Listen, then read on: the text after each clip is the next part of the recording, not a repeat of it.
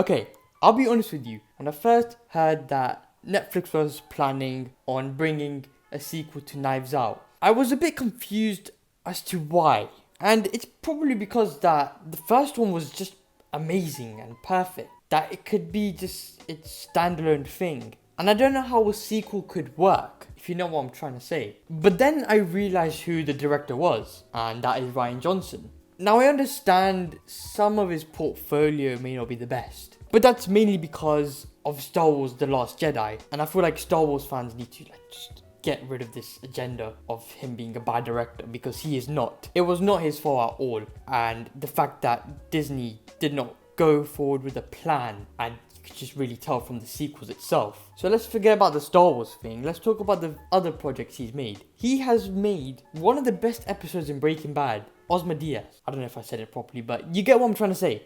So he pretty much knows what he's doing. And I can tell you this, that he did not disappoint at all. This movie is so good that I genuinely believe it's better than the first one. And I really love the first one because of how creative it is, how very different. And when it comes to this movie, you could just say the same thing.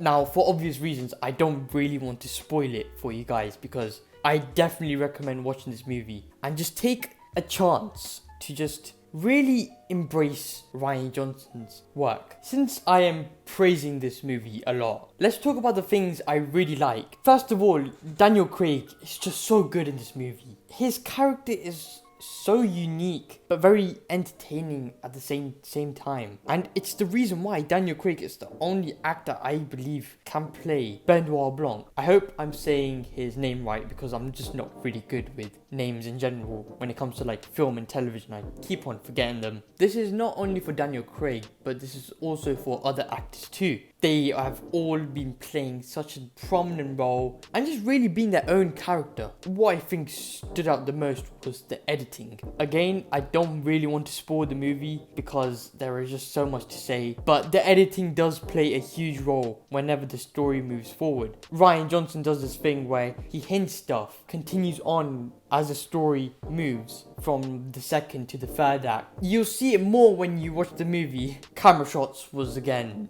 very unique and just amazing to see. Feels like Rian Johnson has the camera with him. Like every time he keeps on moving the camera, it just feels like the director is there. And it goes to show, when you give a director creative freedom, they are tunneling their vision, and it's what makes films so likable and so subjective, unlike Disney, of course, where they just rather go for the bread instead of the creativity.